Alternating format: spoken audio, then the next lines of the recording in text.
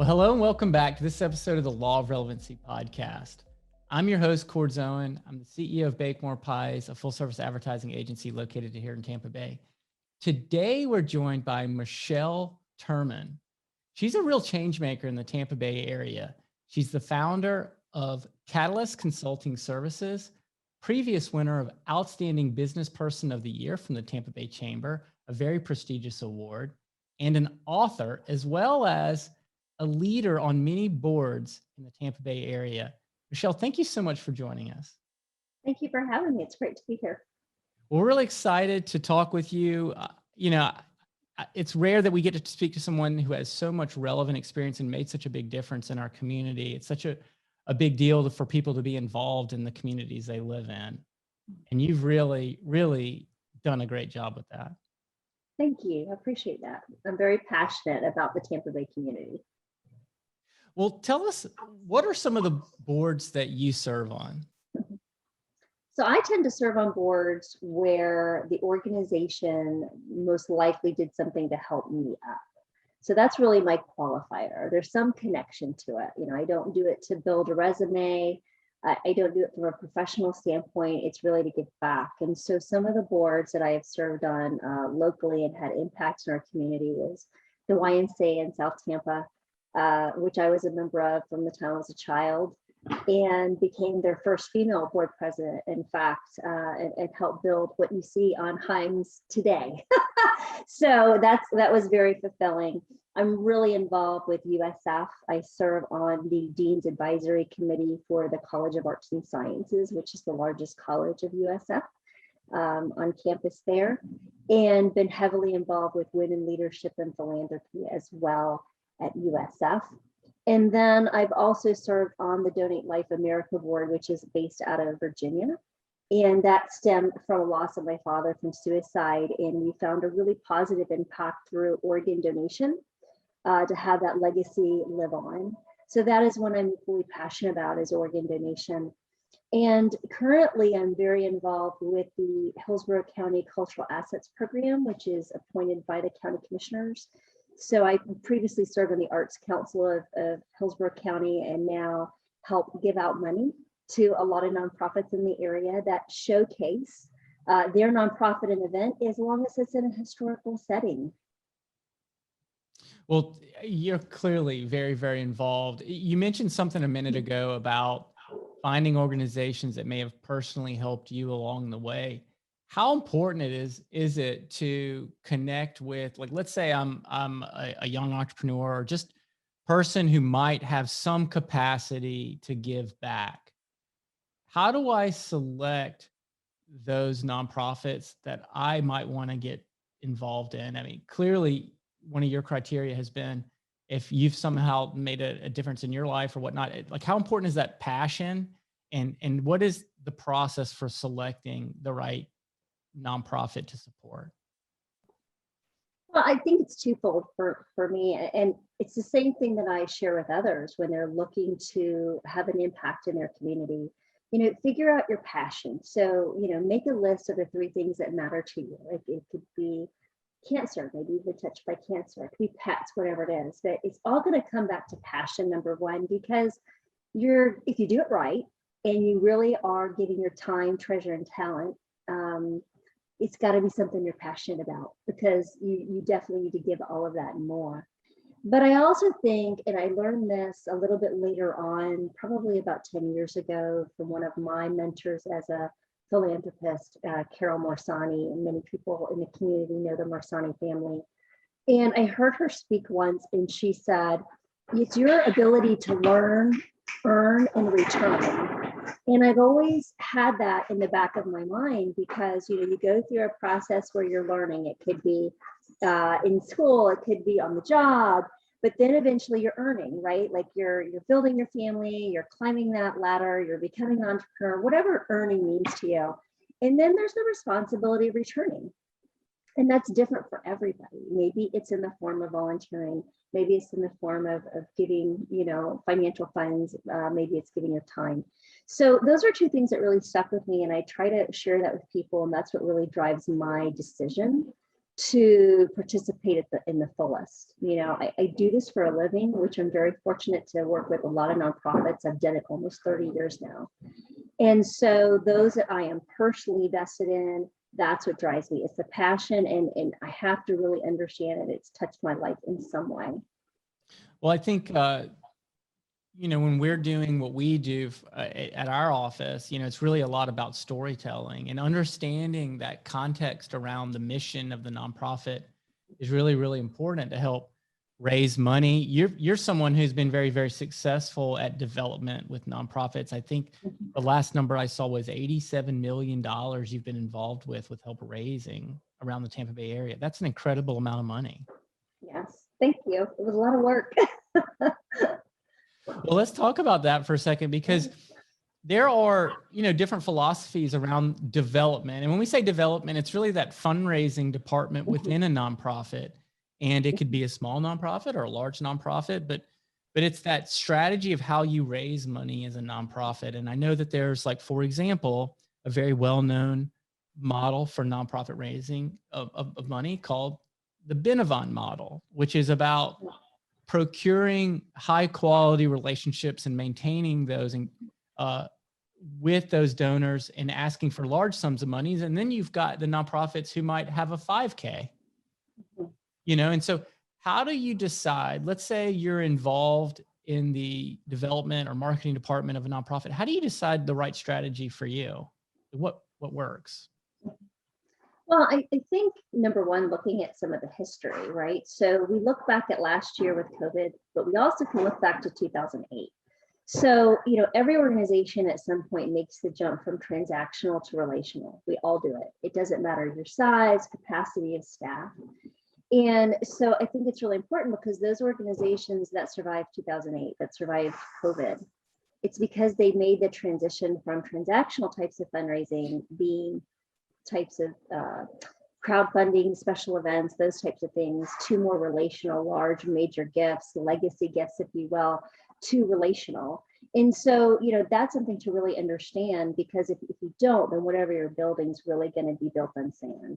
So raising that amount of money, which is tracked for me as a certified fundraising executive, I can honestly say that it was because of transformational gifts, and those really come from relationship building. So even if you're a small or large organization, there's a point of entry, and the point of entry, which really speaks to the Benavon model, is a special event of some facet, right? A breakfast, a lunch, a dinner, some type of thing where there is an expectation to have a champion for your cause. And they get you there, they get the foot in the door, you know, you're going to give some money, but at the end of the day, it's what you do post event that really matters. So if you're just having an event to have an event because it's social, and there's no follow-up on the back end, then it's really not beneficial to the nonprofit. It will come out in the wash. So you have some nonprofits that's all they do is special events. Large national organizations, that's their bread and butter, right? American Cancer, American Heart, wonderful organizations, but they took some of the largest hits last year because the majority of their fundraising is special event driven. So what I always tell my clients is, if you're going to have an event as a point of entry and using the Benavon model, then on the back end, there really needs to be 5 to 6 touches, if you can, based on your staff capacity throughout the year post-event. And they're not all touches that lead to asking for money. They're touches that lead to them, you know, learning more about your organization. So it could be coming to take a tour where you sort of touch it, feel it, see it. It could be inviting that person to volunteer as an experience. We see it a lot right now with Metropolitan Ministries or Feeding Tampa Bay. So, you know, you really want to create some experiences that are wrapped around that type of fundraising. And that's what really develops the relationship. And that takes time. It takes the interest and, I think, the fortitude. And, you know, that's really a defining piece for some nonprofits. They may not have the staff, they may not be able to do that. But in the end of the day, when you look at a number like 87 million, and there's much larger funds to be raised out there, but you look at these large gifts that we see in our community that are truly transformational, right? Gifts of USF or naming buildings. That's because those organizations have done the work to really build those relationships. They know those donors. They know what makes them tick. Well, let me ask you a question about that, because knowing many of the people I know that are in the nonprofit space, many times they may have gotten involved because they truly care about the mission. They're not really marketers or salespeople. They're really authentic. They're really just trying to do the best. And a lot of times those people have a trouble asking some of those donors or some of those people where they're like for their time, they feel like they're bothering them. Like, is there a way to get past that with that relationship? Like, how would you ask someone like, obviously now David Straz is no longer with us, but how would you ask someone who would give at that level for their time, with as busy as they are? And a lot of these people who have that kind of capacity to give a transformational gift, should you ask them for different things? So I think you have to meet people where they're at. Mm-hmm. And again, you have to really know their purpose. Nothing bothers me more. And I think if you ask the people who also give, at whatever level, is if you're asking for something that's not appropriate, you've really not done your homework, which means you really don't know who they are. But passion is key. You mentioned Strauss, he gave the things that he was passionate about. Mm-hmm. In the area. And that's where you really see where people are making those large gifts. But I think it's often overlooked, and we talk a lot about this when I'm training board members, so that they will also leverage their sphere of influence for missions that they're passionate about. Fundraising isn't just asking for money. I mean, that's, of course, one of the goals. But there's many things that people can do to invite participation that isn't necessarily asking for money. So, for example, if I know, that the homeless might be something you're passionate about, I might say to you, you've shared with me that this is a mission that you're passionate about. Would you like to join me, either to take a tour of Metropolitan Ministries or to serve food? I've signed up for a volunteer shift, and I'd love for you to join me. So that might be one way to do it. Another way is to participate and write thank you letters, for example. So you're not asking people for money, but those missions that I'm excited about, I'll say, do you want me to make some donor thank you calls? Would you like me to send a thank you letter? And that's great because I'm not asking for money. So, for example, if you fill the table, and everyone has done this, if you filled a corporate table in your lifetime, most people, you should be getting the right people there. But what they typically do is they get people that work for them, right? But what happens afterward? Did you call and personally thank them for the gift? So making thank you calls, writing thank you notes, that doesn't cost anything. That doesn't take you out of your comfort level. And then lastly, can you write a letter of support? So you might ask an organization, how can we support you? So if you're serving on a board and you're applying for a grant, or maybe a huge funding request is going before the board, what can I do as an advocate just to share my story, to share why I'm involved? And so the other part of what we do when we train board members is to understand that those are equally important activities that help develop the relationship, and you're inviting participation. I've hosted a lot of events in my home, just, on behalf of a charity. I didn't ask for money. The staff might help work with me on some things, but just to open my home and have a place to talk about my story or my association. And so that's why the passion is so important. You can't write thank you note, you can't make a thank you call, you can't invite people to things that they're not passionate about or you're not passionate about. And that's, I think, really important to understand. Yeah, and you're just use the example of, obviously as being someone who's very influential in the Tampa Bay community, you're sharing something very personal to you by having events in your home or having those kind of functions, and you're endorsing, you're sharing your influence with that organization, saying, hey, this is something that I believe in enough to, in order to invite you here. So it's worthy enough, like it's vetted, it's trusted.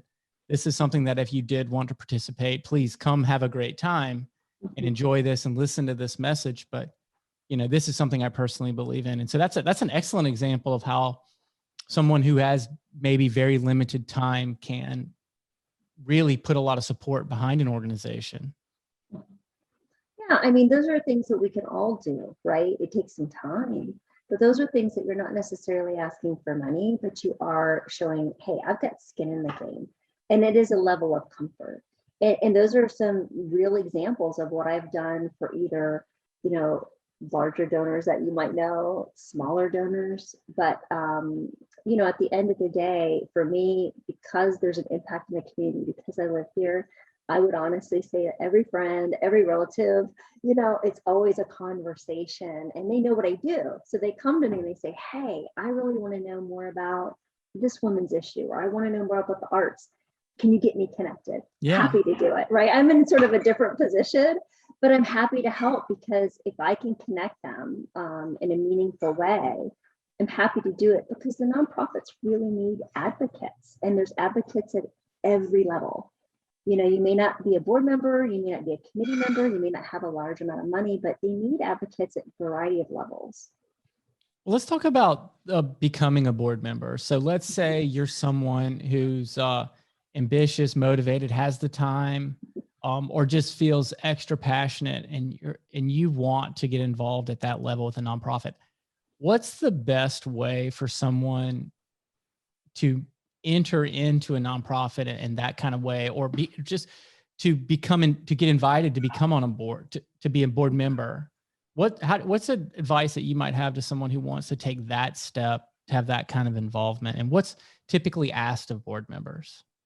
Sure. So I'm going to put that hat on because I also do it in the reverse, right? Like I work with nonprofits to get people on board. But as someone who has asked for a board seat, I did that with the YMCA. I actually asked for it. And then I've, you know, gone in wondering, do I want to get involved? But I think the first step really is to list out the 3 passions you have and identify the organizations that might fill that need. And get in touch with them and simply say, you know, I'd like to speak with somebody. You're not always going to get the CEO. I'd like to learn more about the organization, maybe tour the facility.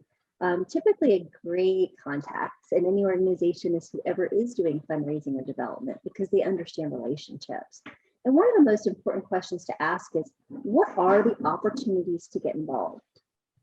And so they'll typically have that ready to go. But if leadership and board is important to you, the first thing to ask is, what are you looking for? In most organizations, they should have a board matrix where they keep an ongoing sort of grid or talent pool of their board members, so they know what the composition is, from age to ethnicity to sex, male, female, to the talents they need on the board. And that's ever changing. And so you understand, what are you looking for? So I could have, for example, an incredible interest in the arts, and, you know, I'm in my late 40s, but if they're looking for somebody that's more of a millennial and they want somebody that's, you know, doing marketing, I may not be your girl. So it's important to say, what are you looking for? Have you identified in your board matrix the talents, expertise, the composition that you want on your board? I always tell people, if they haven't, walk away, because I think that's key. I find that a lot of board members resign and they leave because they weren't utilized properly. Their talents weren't put to good use, and they ultimately weren't engaged. So ask if they've identified those areas to see if you are the right person at the right time. So if you're somebody that wants to serve on a really well-established board, and you know you're adverse to crisis, or maybe you don't want to be in a grassroots organization, these are things you need to know. So that's the first thing. The second one is then ask, what is the time commitment, and is there a financial commitment? And most organizations should be able to articulate, it's 6 board meetings a year. We have a give or get of 5,000, 10,000, 1,000. And this is what we require. If they're not able to articulate how they're going to use your talents, though the time commitment, and if there's a treasure commitment, walk away, because you're not going to be engaged, and you won't have a good experience. And quite frankly, they're not ready for you. So maybe a committee member or something, a lesser involvement. But the board seat really should be coveted. It should be coveted by nonprofits. It's a constant struggle to get the right people on the board. I mean, every nonprofit will tell you that. But once you do, it's like magic because people know why they're there. The morale is high. You know the goal you're looking for. And the people around the table have the skill set to really take the organization's vision to the next level. Well, let's talk a little bit about, I like where we're kind of headed with this whole thing. Now, you are an author. You wrote a book called Jumping the Queue. So it really kind of falls in line with this conversation of how someone might become more involved and to sort of advance through their career, whether their career is involved in nonprofit or other things. Could you tell us a little bit about your book, Jumping the Queue? Sure. You know, over the years, as I said, I'm in nonprofit now almost 30 years. But over the years, there have been certain benchmarks that occurred in my life. You know, whether I was in my 20s and became, you know, the youngest female to dive the wreck in a submersible to Titanic, or if I was in my 30s and I became the first and youngest female to run an art museum in the state of Florida, or 40, right? Like when I started my own company. There were stories along the way where people said, you should write a book. And the stories are great. But I found that when I read books about people that took risks and had successes in their life, I wanted to know about their failures. And everybody would say, what's the roadmap? Like, can you mentor me? I need a roadmap. And so I set out to write a book, a fairly easy read that's peppered with my own experiences of successes and failures and learning opportunities, and also tips on not waiting your turn, taking risks. It doesn't really matter the age per se of when you do it, and some of the lessons that were learned along the way. And that's really the impetus of the book, was to not necessarily, not that you know shouldn't get experience, not that you shouldn't have, if you need credentialed experience, degrees, things like that, to be credible. But at the same time, don't be afraid to take a risk, because a lot of the things when I look back on my life and when I started my business and when I talked to entrepreneurs, they had to take risks. So it's not waiting your turn. So that's really how the book came to be. And it was sort of a way that when I, you know, would mentor people, primarily women, I take on about 5 to 6 young women a year and mentor, you know, here's a book, here's a roadmap, here's something that can help you manage your time, look at some of the pitfalls, you know, how to know your passion, how to identify your purpose, how to make health the priority, but also how to deal with tough things like detractors or people that, you know, are not going to support what you want to do. Yeah. Let's talk about risk taking for a second, because I think that's one that people say a lot, but let's talk about some actual examples. So what kind of risks are we talking about here? You know, I think a lot of the risks are personal and professional, and that's something that I'm pretty honest about in my book. And as I have sort of come up in the professional realm, I've learned that from leaders. So I don't think that gets talked about enough. We're starting to talk about it in mental health, but there is a price, right, to be a risk taker. If you aspire to be a leader, if you aspire to be a CEO, I mean, not everybody wants to do that. And I was reminded of that recently, right? Some people, they're followers, they're supporters, they're a contributor. And that's equally important. But I do think for those that look to lead, look to take those risks, you know, it really is something to look at from a professional and personal standpoint of what's at stake when you do that. And so what I mean by that is, you know, from a professional standpoint, whatever business you're doing, you know, do you know your competition, right? Are you adding something new, or are you duplicating the process? Are you making it better? So what's that model going to be built on? Have you done your homework? You know, when you look at it personally, what are the sacrifices you're going to need to make? And that's different for everybody. You know, on the home front, is it your family? How does it get set up? And your health is also equally important, which that's also becoming an issue. But all those things really tie into taking risks. And I think any book you read, you know, even more well-published, well-known authors other than myself, they talk about that. You know, there's a price to taking risks and sharing advice. But at the end of the day, you can provide the advice, you can provide the roadmap and provide the tips. There's nothing that's going to substitute the experience of some of the knocks you're going to get. So those risks themselves, then, if we wanted to boil it down to a specific example, would that be something where, hey, I'm involved in this organization and based off of my knowledge of my environment, I recognize that there might be an opportunity? Yeah, And I mean, my business is a perfect example, right? So for probably a good 18 years up until I started my company, I was running nonprofits. I was a CEO. But along the way, I saw gaps in the industry. And the gaps really were, and I say this respectfully, the nonprofits didn't hire well, right? We filled a hole, or maybe we hired passionate people about the mission, but maybe they weren't the best person for the role. And we didn't necessarily create an infrastructure that was solid so that if you wanted to merge, if you wanted to partner, if you wanted to grow, because once you get started, you don't pay attention to your infrastructure, which allows you to hire right, which allows you to take risks, which allows you to do collaborative partnerships, like we see, between Faith Cafe or Feeding Tampa Bay, for example. And then lastly, they're not doing the right fundraising. They're focused on transactional versus relationship. But at the very core, the other piece that I found was that outsourcing is the model. And so we work so hard in nonprofits to create, this machine we can't get off of, which a lot of infrastructure that, we have to crack that financial nut every day. We also sometimes duplicate efforts that other people are doing. And so I remember when I hit 40, I was like, I could go on and be a CEO of another nonprofit and fix it, because that's what I did. I'd go in, fix it, get it working right, and leave 4 years later. Or I could go and do something a little bit different, which is go in and be the person I wish I had as a CEO and walk the journey alongside of them and give them the support they need to flourish and make the tough decisions to make change. And I remember I took a year, I was working and I met with other consultants to really know who would my competitors be, is this a good idea? I had a list of questions. I had a lot of people that said, this is the stupidest idea. But in my heart of hearts, I knew, I was like, but this is what I needed and no one's doing it. Like no one's doing it. Now, there is some overlap in fundraising, what we do, but nobody really believed in the outsourcing model. And so here we are 7 years later.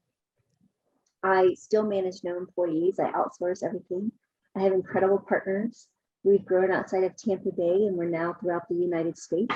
We were virtual before COVID ever hit. We were pivoted in such a way before that was even a popular word the last 2 years.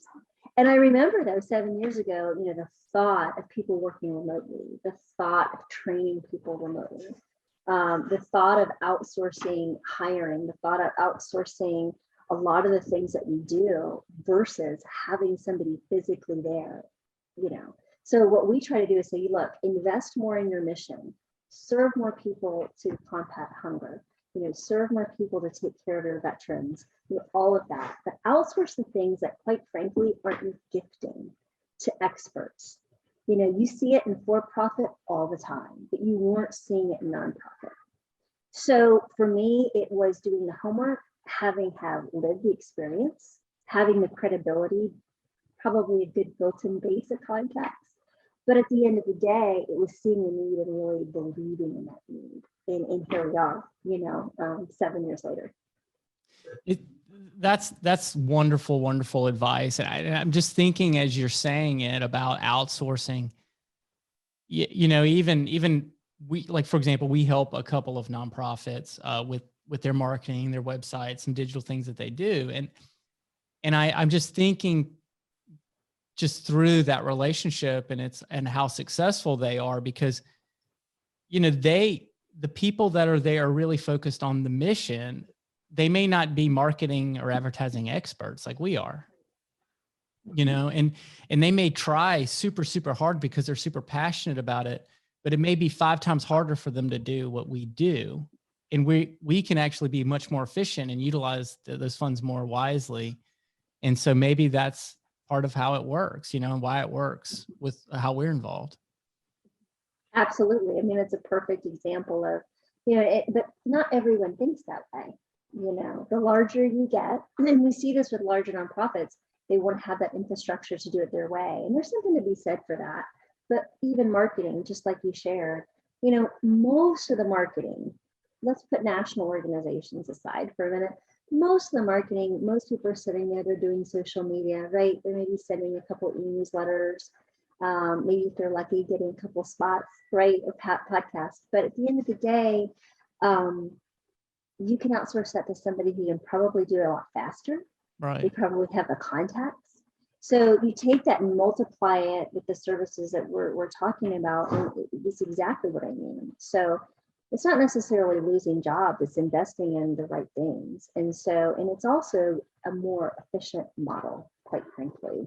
So, that's something that we believe in is efficiency. It's more money that you can put back towards your mission. Yeah, it totally makes sense to me now. Let's talk a little bit about your organization, Catalyst Consulting Services. So in your entrepreneurial journey there, you have chosen a specific niche about what your business is going to do. Like you said, it's the consultant that you wished you had back when you were an executive.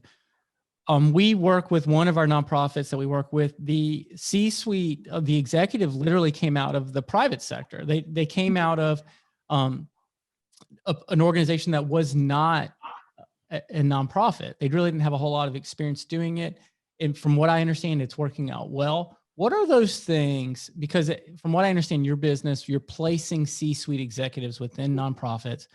What are those things that if someone, let's say, is ready for that next thing, they've helped an organization become profitable, make a lot of money, all of those things, they've been in the profit world, but now they're like, hey, I need more fulfillment in my life. I want to get involved in nonprofit and do that giving back like you're talking about. What are the steps for them to take? Sure. And we do this a lot because one aspect of what we do is we do executive coaching. And it's not the type of executive coaching. I want to preface that, you hire an executive coach to kind of be better, right? Like for your team, not that personal. It's more along the lines of what you're talking about, because we started to see a trend probably 8 years ago of a new CEO for a nonprofit. So most CEOs kind of come in and they grew up within the mission, right? Like they might have their master's, PhD, whatever. They're passionate about the mission, but there's some skill sets they're missing. They're missing the administrative, the personnel management, the financial acumen. Usually they're missing the fundraising, the salesmanship, quite frankly, but they're passionate about the mission. And so you started to see a shift about 8 years ago, and people coming from the for-profit industry that, to your point, they've had it in corporate world. Maybe they think it's easier nonprofit. Of course, they usually figure out it's not. And they want to transfer those skills in some way. And so what I would say to that is, because we work with them quite a bit, is, understand what the shortcomings are. Because, the most transferable skills, quite frankly, we see some of the industries are banking, real estate, sales, and politicians to nonprofits. And people say, why is that? Well, it's very easy. They understand how to raise money. They understand how to articulate whatever the product is, right? So in this case, it's a mission. And most likely they've got the connections in business. They know how to network. They know how to spend their time, and they really understand the financial push of the business. What they don't understand, respectfully, is how a nonprofit works, the vernacular, the best practices, how they function. It is a little bit different of a pace. And so one or two things could happen is that good thing that many of the boards are comprised of business people. So you are seeing more people come in for the for-profit sector, but ask and be honest about the training that you'll need. And we also share that with the board when we're doing executive searches, when we figure out that they might be open to what we would call a non-traditional candidate. Okay. We're willing to look at that person because of the traits I just mentioned, because that's what we need right now. We need somebody who's going to go out and really hit the pavement. Maybe we've had crisis and we need them to really be forward facing. There could be many reasons. But we always say you need to recognize that this person will need to be invested in. from a professional development. And so sometimes we find the board might do that, and maybe it's a 50-50 split. Maybe the CEO says, you know what, I'm willing to go to bat for that organization. That's my foot in the door. But I also have to recognize that I need some coaching, whether it is one-on-one with us, maybe you're going through a nonprofit leadership certificate program, locally or at Rollins or others. But they recognize the gaps that they also need to fill. And usually people from the for-profit industry, they get that. They get that pretty quickly. Like, I need to fill those gaps to really understand. The nice thing about the CEO position, in my opinion, and this does depend on size, is you usually have the people around you that eat, breathe, the mission as well. So the reality of what you're doing in that CEO position, it's mission-based, but you really are the visionary. You really are dealing with personnel. You really figure out budget.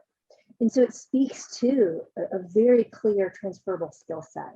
But those are the things that usually, we tell people coming from that industry. And those are the industries that we see that transfer fairly well, if supported. That's interesting. I had no idea that there were certain industries where historically they had a better chance of succeeding in a nonprofit. Thanks for sharing that. So Michelle, you obviously are very active around the community at all times. Are there any special projects you're working on right now? Yes, there is one I'm really excited about personally, and it's one that hits close to home. I do a lot of work, as I mentioned, with USF. There's two things that I give, two initiatives. One, separately, is to provide study abroad experiences for graduate students at USF. That's important to me.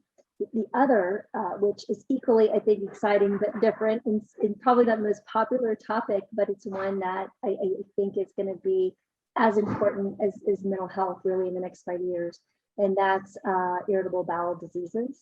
And there really is only one location here in our state, in Gainesville, that treats irritable bowel diseases. And USF is launching an initiative to build an irritable bowel disease center, actually in the Morsani building out at USF. So it would be wonderful to have that facility here. So I suffer from Crohn's and have had to really own that disease in the last 10 years, and changes as it gets older. And that's something that I have financially given money to underwrite the nurses station. There are unsung heroes, or anybody's ever had to go in for any type of, endoscopy or colonoscopies. They really are, as well as research. And I'm really humbled because, when I had the disease, people say, oh, you're so young, right? That changes every year. But I will tell you, I met a 7-year-old recently that has the disease. And that age is changing. It's not just for people that are 60 and over, it's younger every day. And unfortunately, it's genetic most of the time, but it's also can be a result of a stressful life, right? You were talking about that earlier.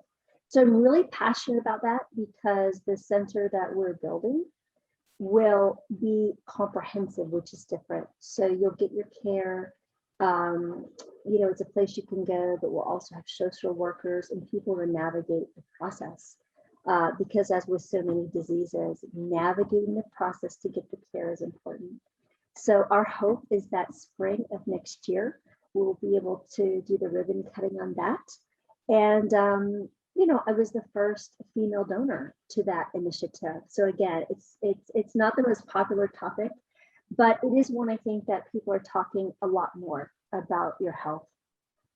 Well, that certainly sounds like a worthy cause, and it's a unique niche again that you're filling there, with there only being one center currently, and bringing that to the Tampa Bay community. I'm sure that'll really help out a lot of people here. Michelle, where can people follow you to, if they're interested in seeing what you're up to, where can they follow you and see what you're up to?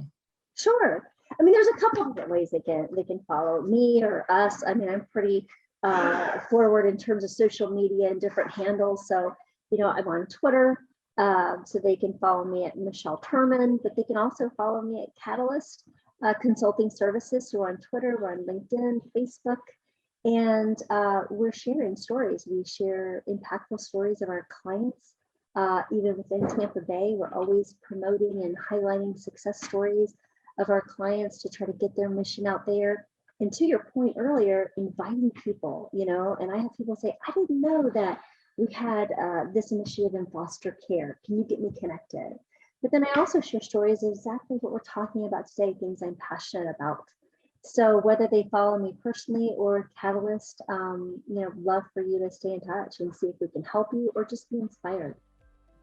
Thank you so much. I'm sure a lot of people will. Well, you can follow the Law of Relevancy anywhere where social media, on any of our social channels, anywhere where podcasts are found, and on the Bake More Pies channels. Michelle, thank you again so much for joining us. It's been a wonderful conversation. Hope to see you again Thank soon. you.